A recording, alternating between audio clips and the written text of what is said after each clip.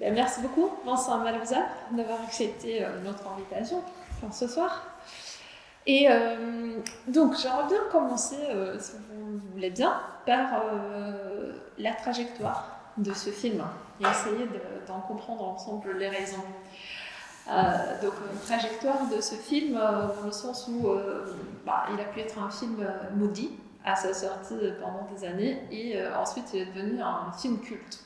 Donc, comment et pourquoi ce film a pu être un film maudit pendant des années et ensuite les raisons pour lesquelles il est devenu un film culte. Qu'est-ce qui a changé aussi dans le contexte? Déjà, en fait, il y a une chose, c'est que c'était un film qui était très longtemps invisible, quasiment, mais même pas après sa première projection. C'est que moi, par exemple, j'ai commencé à découvrir mon métier en 98 à la sortie de La Petite Vendeuse de Soleil, ces deux derniers films, pile au moment où il était mort. Et à cette époque, le film était encore totalement invisible, en fait. On ne se rend pas vraiment compte de la chance que c'est aujourd'hui d'avoir accès dans une version comme ça. Parce qu'il était, je pense que d'abord, alors ça c'est vraiment un peu trivial, mais c'est une question de droit. Le film avait disparu, et d'ailleurs Timur, qui devait être avec nous, le fils de Djibril se bat comme un lion, parce que le film, je sais ça n'a rien à voir, mais il a été repris par un rapport américain pour dire à quel point il est iconique aujourd'hui. Et Timur, donc le fils de Djibril Gurmambeti, se bat juridiquement, parce qu'ils ont repris toutes les images du film pour un clip. Je crois que c'est, je suis pas très calé dans le rap, mais voilà, c'est deux mégastars qui ont pris les images. Et Timur, et déjà à l'époque, en fait, le film était un peu bloqué pour des raisons étranges, ce qui fait qu'il a été vraiment littéralement invisible jusqu'à sa redécouverte il n'y a pas si longtemps. C'était cette sortie en 2012 grâce à la fondation de Scorsese. On pouvait le voir, mais vraiment que dans des séances à la Cinémathèque. Mais il n'avait jamais été édité. Il était en VHS, je crois, aux États-Unis, parce que Timur Gurmambeti a été longtemps aux États-Unis, mais c'est lui qui gardait un peu jalousement le film. Mais donc voilà, ça c'est le côté un peu prosaïque de l'histoire de droit. Mais on ne se rend vraiment pas compte de la chance que c'est aujourd'hui que ce soit si facile. Et notamment, il y a les deux films d'avant de Djibril Gurmambeti, qui sont donc ces courts-métrages Contrast City et Bad Boy, qui eux étaient encore plus invisibles et qui aujourd'hui, c'est une des chances de notre époque, c'est on les a en 2 clics sur YouTube et on peut les voir. Alors que moi j'étais allé en 99, je crois, le seul endroit pour les voir, c'était à la Cinémathèque Afrique, au WMAE. Oui. Il fallait aller prendre rendez-vous. C'était vraiment comme aller à l'INA pour découvrir des films. Donc c'est pour dire que ça a été une œuvre vraiment complètement... en tout cas, Touki-Bouki est son premier film, puisqu'après il a fait d'autres films qui sortaient au cinéma, enfin très peu d'ailleurs. Mais la vraie raison, c'est qu'il apparaît comme ça, Touki-Bouki en 73. Le cinéma africain est encore assez, on pourrait presque dire à ses débuts, au sens où, historiquement, ça commence en 63 avec Sambel et son court-métrage Laurent s'arrête. Puis il y a La Noire 2 qui est ressorti il n'y a pas longtemps, qui sont des films. Oui. Mais ça, c'est 66. Et finalement, Touki-Bouki, c'est 7 ans après. Et on a vraiment l'idée d'une sorte de.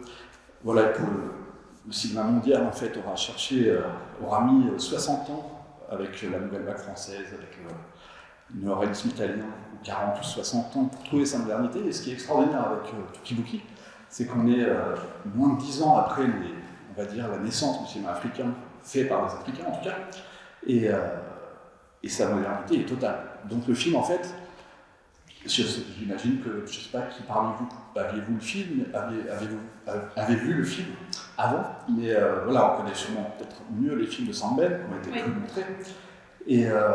Et en fait, ce qui est assez intéressant avec Touki-Bouki, c'est qu'en fait, il arrive. Il y a très peu de films africains. Il y a eu Ce Soleil haut de Medondo en 70, qui est un grand film africain, mais ça se résumait quand même c'était très dur à produire. Il n'y avait pas tant de films, et surtout Sambel en fait prenait toute la place, d'une certaine manière. Et en fait, Mambéty, c'est déjà la génération d'après.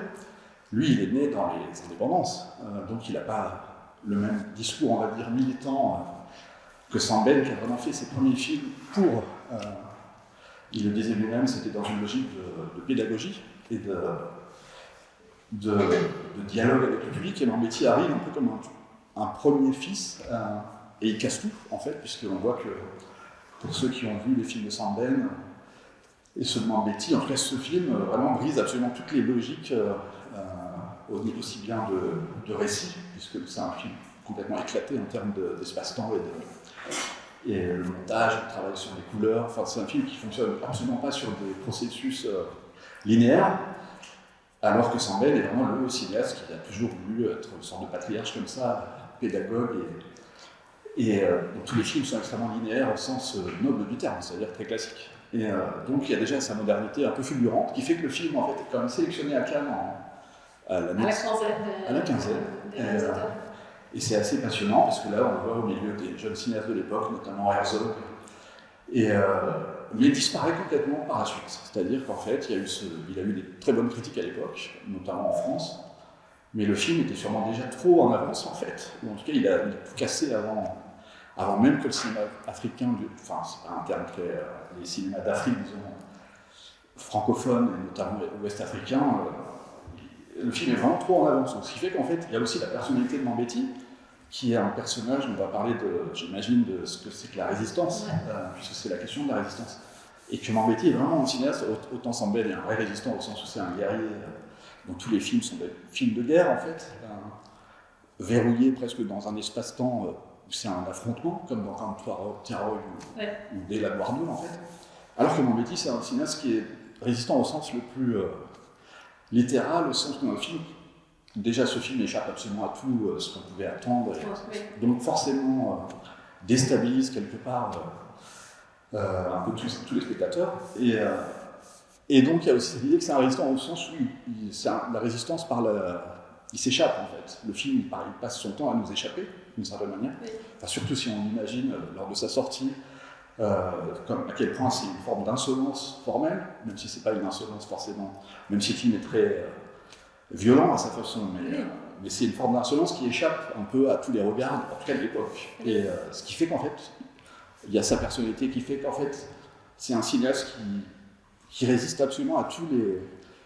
une anecdote du tournage, j'ai rencontré un cinéaste qui avait été aussi bien sur les premiers tournages de Mambéty que sur ceux de Sembène, Moussa Touré, et qui disait que ce qui était assez fascinant avec Mambéty, c'est qu'il arrivait sur le tournage, puis il pouvait disparaître pendant 4 jours, plus personne ne le voyait pendant 4 jours, il revenait, et c'est à l'image aussi de sa manière de filmer.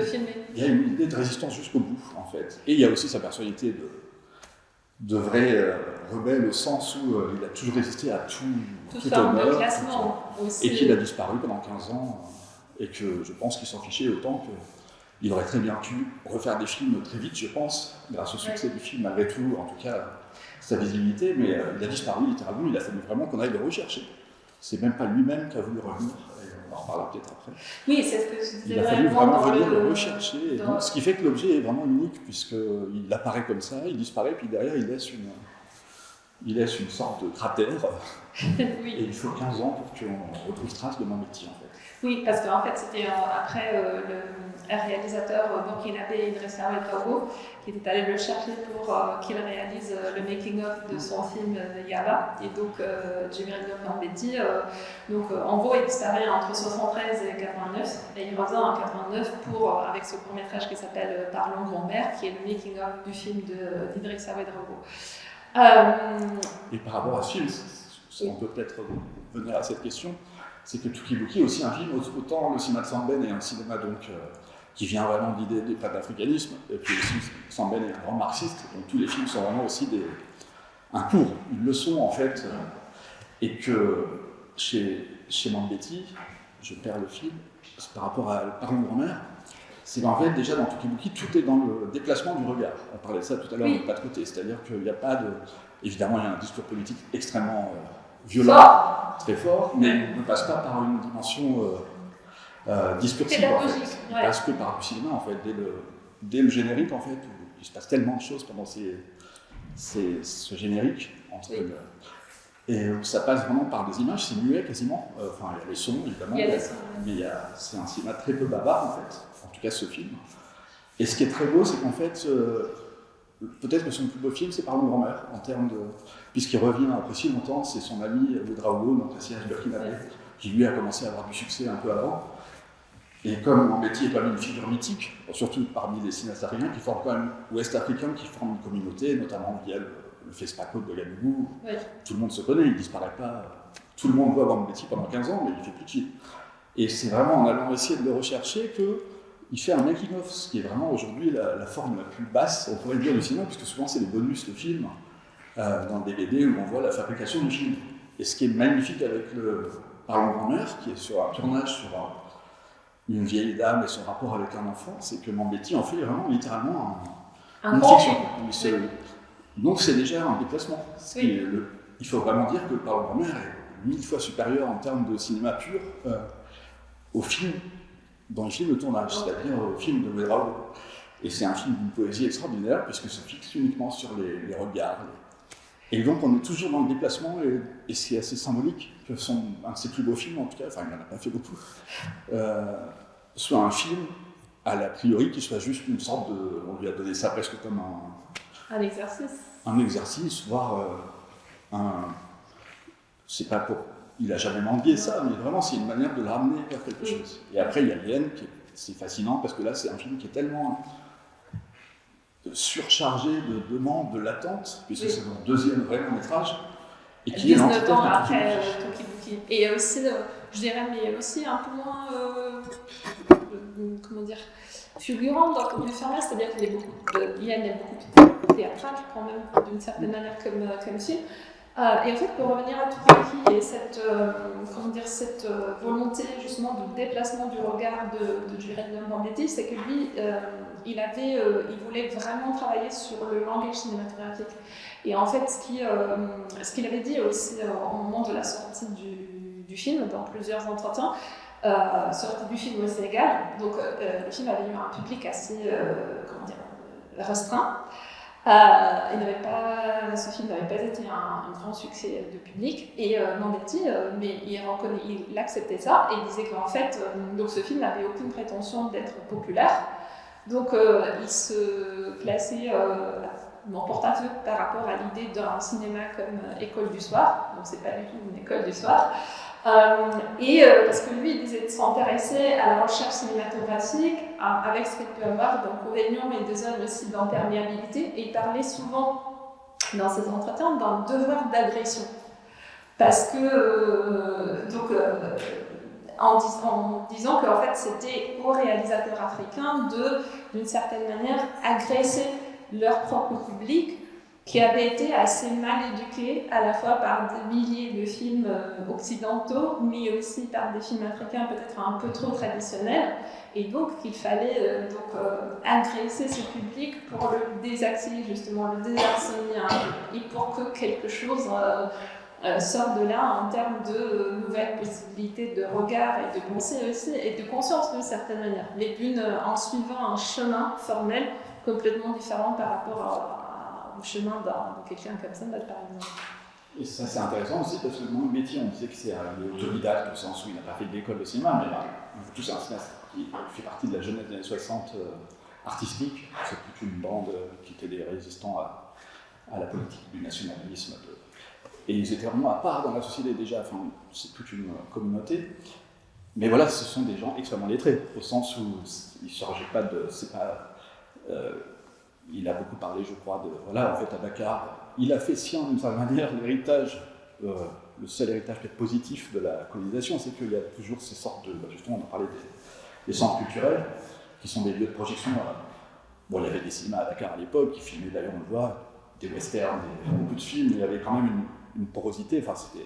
Mais surtout, il avait vu, je pense, tous les films de la Nouvelle Vague et tout, il avait accès, il avait été aussi beaucoup en Europe, il avait retourné même en tant qu'acteur en Italie, enfin c'est quelqu'un qui était extrêmement... Il surgit pas comme ça, Et c'est ça qui est intéressant, c'est que cette modernité, en fait, finalement, elle est beaucoup plus en phase avec le monde qu'avec la réalité de... C'est-à-dire que les années 60, c'est les années de la modernité en Europe.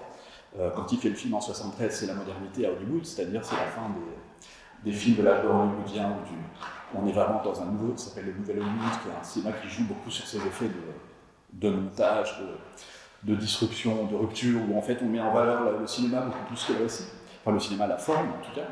Donc voilà, il y a aussi ça qui est assez passionnant, c'est qu'aussi bien Sambed restera toute sa vie dans sa ligne, il restera toujours imperméable au cinéma de la modernité, peut-être aussi par une sorte de... c'est assez beau, mais Mambetti est immédiatement dans la modernité en fait de son temps. Mais et aussi parce que, disons que Mambetti voulait aussi s'inscrire dans une logique, donc à la fois choisir de ne pas, en fait refuser de choisir les mécanismes de perception sur lesquels le cinéma s'était basé jusque-là pour, il disait lui, acquérir l'intellect du public sénégalais, donc de faire quelque chose de l'autre, donc de rompre avec une certaine, un langage cinématographique d'importation et celui qui était le langage des films mainstream qui venait de l'Occident, mais aussi, il était tourné vers l'extérieur au sens où il pensait, et ça c'est quelque chose qu'il a continué de dire, d'affirmer tout au long de sa carrière, c'était que les cinémas d'Afrique aurait pu contribuer à une réinvention du cinéma mondial, en termes d'écriture, en termes de réfléchir justement à de nouvelles possibilités du cinéma interformel, en termes d'expérimentation. Et donc je voulais justement revenir avec vous sur la question donc, un peu de sa volonté de désaxer le regard et donc de ne pas suivre une linéarité dans le récit. Et je pense qu'on pourrait dire qu'en fait, il procède par écart, parce qu'il y a quand même l'image et le son qui travaillent ensemble, mais je ne sais pas si je me trompe, mais j'ai quand même l'impression qu'il n'y a presque aucun plan qui montre visuellement exactement ce qu'on comprend. C'est-à-dire qu'en fait, ce qu'on comprend, c'est une construction qui est le résultat d'un travail entre l'image, le son et un travail de montage. Et c'est comme s'il essayait de créer comme une troisième dimension dans laquelle le sens du film se construit et qu'en fait, ce n'est pas quelque chose qu'on voit immédiatement à l'écran, mais c'est quelque chose qui se passe, qui advient. Et ça, notamment, c'est peut-être les 20 premières minutes du film, qui finalement va très vite. On peut prendre le scène presque pastoral de la premier plan si important. Le passage à l'abattoir, déjà c'est une sorte de choc, puisqu'on pourrait imaginer que c'est de la transhumance. En fait, il y a toute une succession sans mots, c'est que des images, et par le montage de chocs comme ça, c'est même insoutenable ce cheminement. Puis après on passe à la moto, et donc tout passe par...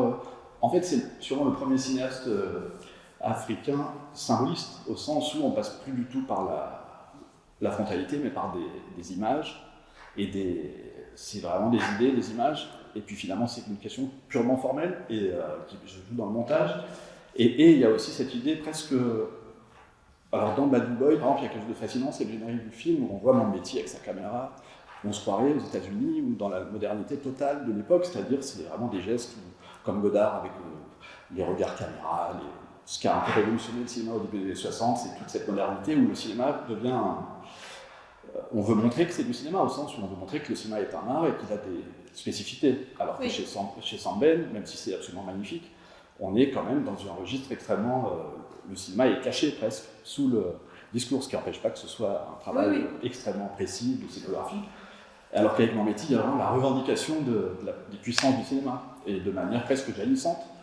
Et ce qui est intéressant par rapport à ça, c'est que dans Bad Boy, il y a les gens voient Mambéty, et que dans ce film, il y a aussi cette dimension méta déjà, par rapport au cinéma, au sujet lui-même. C'est pour ça qu'on parlait, est-ce que c'est un film qui documente alors constamment, puisqu'il parle que des choses qu'il connaît, le quartier de Koloban, Dakar, les petites gens.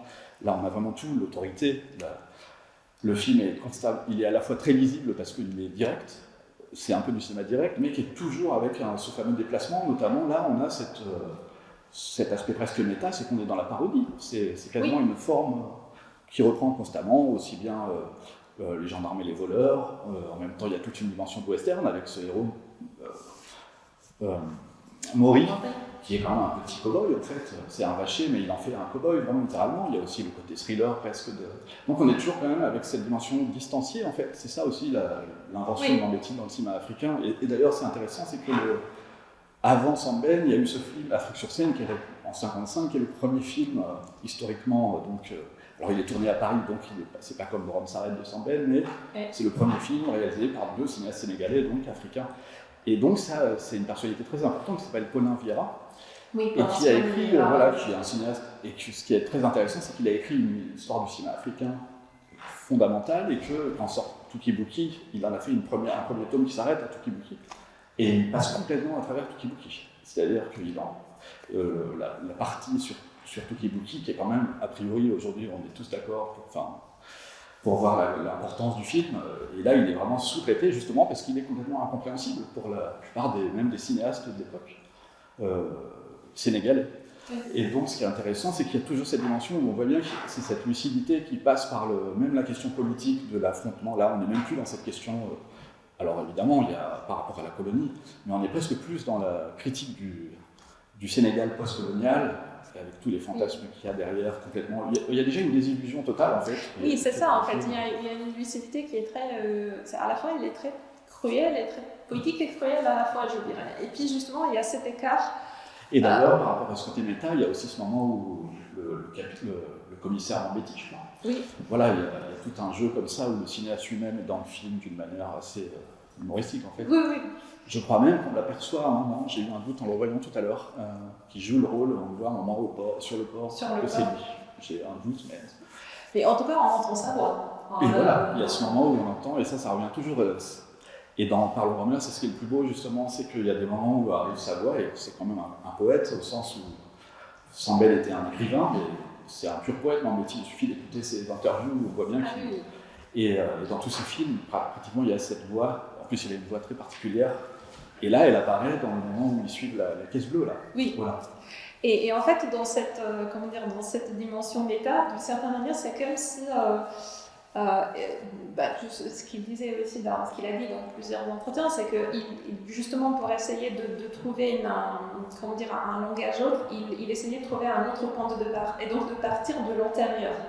Et en fait, c'est comme s'il arrivait donc à avoir comme point de vue un point de vue qui est à l'intérieur des personnages. Donc en fait, ça devient un peu ce regard décalé que des personnages un peu marginaux comme Maureen et Anta pouvaient porter sur la société. Et c'est comme si de par la marginalité sociale de ces personnages, et ces personnages avaient des rêves qui ne sont pas forcément les rêves de tout le monde, et leur regard sur la société n'est pas celui de n'importe qui.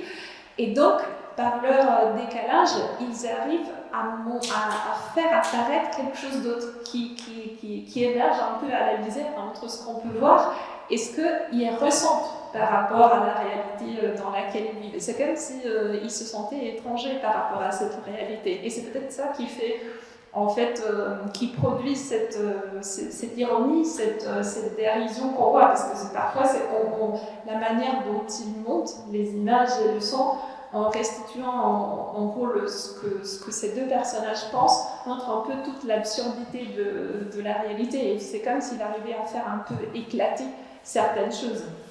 Oui. Notamment via les personnages de l'autorité qu'on va voir dans le film. C'est tous ces images de policiers, du vieux pervers, où on est toujours dans cette dimension où en fait c'est le regard évidemment des personnages qui est complètement... et c'est très agressif aussi contre évidemment... de toute façon il y a l'idée, c'est pour ça qu'on pourrait considérer Mambéty comme une sorte de Rimbaud, alors que Sambel comme un Hugo, c'est qu'il y a vraiment un dégoût. On le voit, même si c'est léger, il y a une colère et un dégoût permanent, on le voit bien, notamment jusque dans les scènes de parade. Il y a toujours l'idée de faire ce qu'on disait, le devoir d'agression, de tout faire, un peu cette envie de tout faire péter, oui. De manière, c'est comme une sorte d'attentat politique permanent. Oui, mais en même temps, c'est donc une forme, on pourrait dire, très éclatée, mais il arrive à créer une cohérence dans cet éclatement, c'est-à-dire que ce ne sont pas des bribes qui partent comme ça, mais il arrive à créer, il y a quelque chose qui permet de créer une cohérence dans l'éclatement. Oui, parce qu'en fait, il y a cette idée le souffle porte tout, c'est-à-dire qu'en fait le montage en fait c'est la base du film et c'est ce on voit dès le début, les cornes du zébu qui servent d'une certaine manière de... Tout se joue par des images fortes comme ça, enfin, on n'est pas très loin non plus du surréalisme en fait, avec cette idée d'un onirisme du présent. Chez Sambel il n'y a jamais le moindre onirisme, ou alors il faut vraiment remonter au Cédo par exemple, là, mais c'est grâce au décor, grâce à la fable un peu mythologique. Chez Mambéty on est dans cet onirisme constant où justement il y a cette idée ce sont que des images qui finissent par créer un tout, mais c'est ce qu'on disait tout à l'heure, c'est presque invisible au début, puisque les personnages déjà orientés, il faut quand même un quart d'heure pour qu'on les voit réunis après cette scène d'amour un peu complètement métaphorique.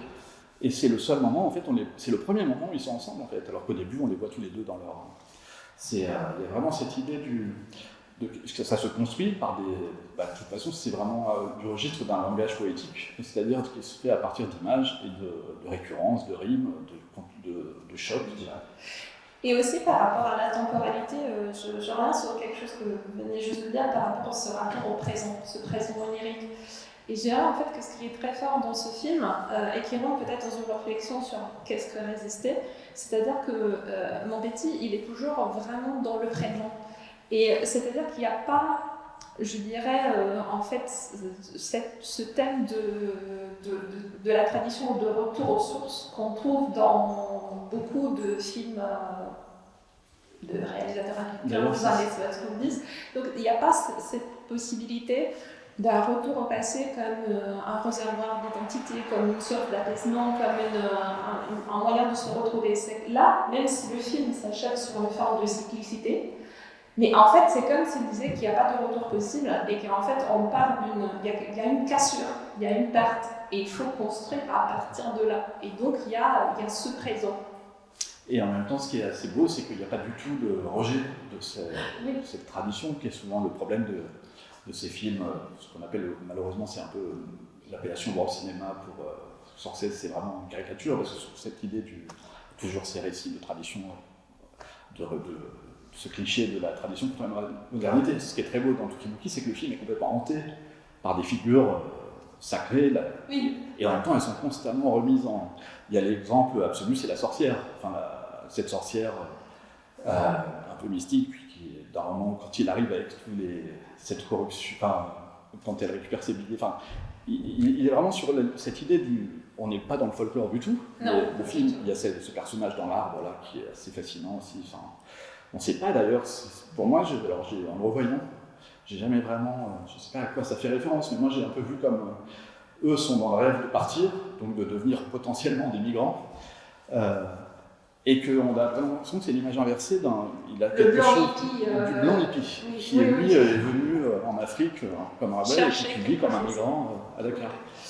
Je pense que c'est des images miroirs comme ça.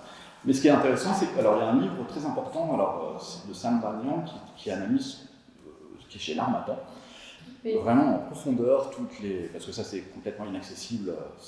Il y a énormément de figures traditionnelles et sacrées qui traversent le film, jusqu'à le lambe, le sport national. Oui, d'autres on voit des images dans la tête.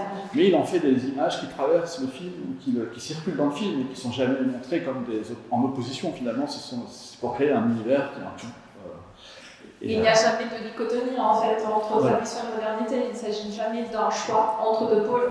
Mais il en montre en fait la tension irréductible qui est aussi la clé de cette époque-là et il montre toujours une tension.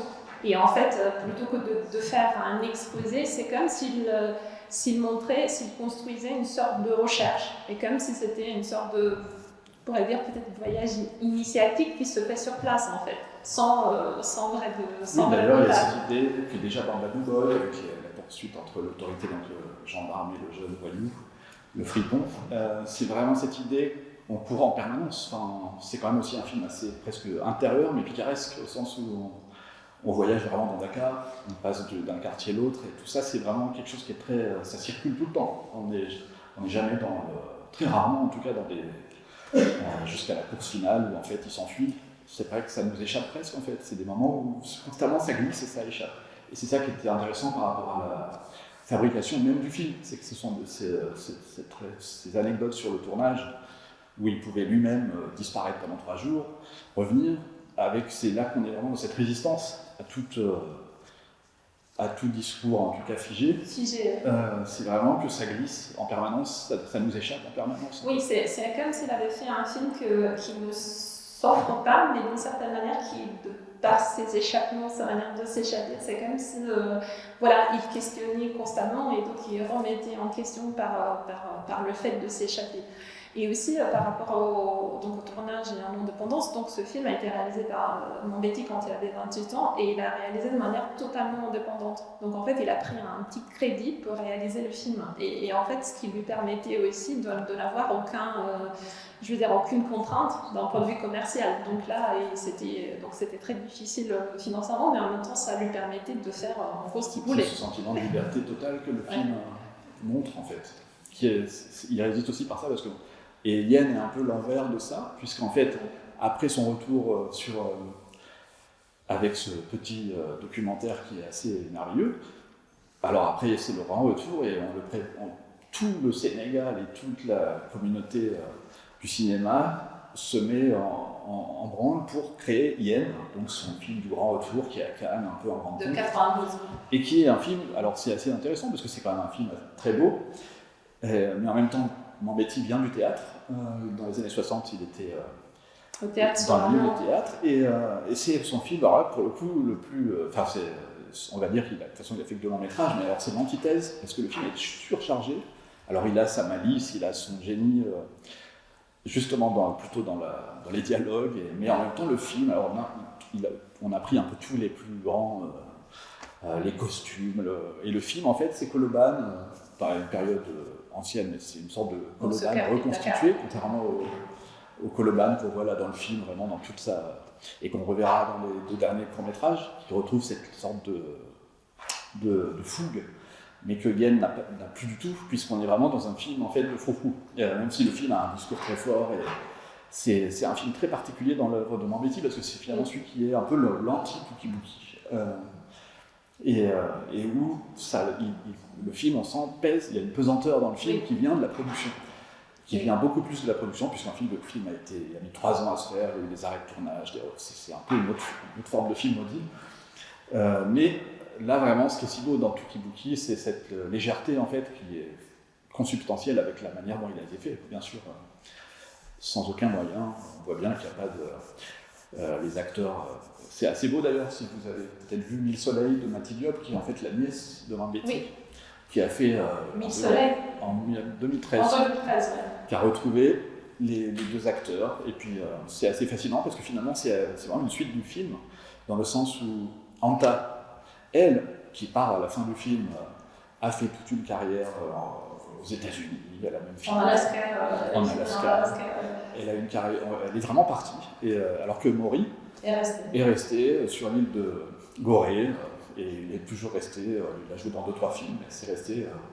Oui, c'est assez fascinant parce que finalement ce film a marqué le destin des 2 protagonistes qui ont vraiment suivi le destin de leur personnage dans le film. Donc lui n'est parti, l'autre est resté. Et là où je pense que Mambéty est quand même conscient, même s'il y a cette idée de sorte de météore comme ça, d'être contre Sambel, parce qu'il y a toujours eu, déjà Sambel c'est vraiment le papa qui dévore un peu ses enfants, c'était quelqu'un d'infect apparemment, il n'est pas très apprécié, même si c'est un immense cinéaste par tous les... Et que Mambéty est vraiment l'idée de l'enfant. C'est pour ça que je pensais Rimbaud au milieu, c'est-à-dire il y a vraiment un moment où. Et d'ailleurs, ça fait immédiatement. Le bateau qu'on voit à la fin, l'Ancerville, qui part, et le bateau de la Noire 2, le même bateau qui emmène l'héroïne de la Noire 2 en France. Et c'est des références qui peuvent paraître, mais qui sont absolument pas. Je pense que quand il fait ce film, il a évidemment toute une conscience de ce qu'il fait. Oui. Et en fait, ce qui est aussi très intéressant, c'est que d'un côté, donc on l'a dit, très peu de moyens et pas de formation de cinéaste, mais en même temps, pour lui, ce n'est absolument pas une excuse pour produire quelque chose d'artisanal et de produire pour produire. Donc dans cette logique-là, il y a une forme d'exigence absolue. Donc c'est-à-dire que c'est vraiment comment essayer avec très peu de moyens d'utiliser donc cette indépendance. Ce manque d'implication d'intérêts commerciaux pour avoir une liberté et pour pouvoir pousser la recherche plus loin. Donc pas comme une excuse pour ne pas faire de recherche formelle, mais comme une opportunité pour pouvoir pousser cette recherche plus loin. Et ça aussi, c'est vrai que tout se concentre à ce moment avec ce film. Après, en fait, ça sera qu'une tentative de retrouver mais qu'il a peut-être épuisé sur un film, parce que c'est vrai que c'est comme un moment un peu béni. Oui. Le film, déjà qu'il existe, est sûrement pas... C'est pas rien. Mais il y a aussi cette idée d'un cinéaste qui est extrême. D'ailleurs, c'est aussi ce qui fait que le film est très méta par moment. C'est un film extrêmement conscient de lui-même. C'est pas une sorte d'objet sauvage surgi du néant. Merci beaucoup, Vincent. Encore merci.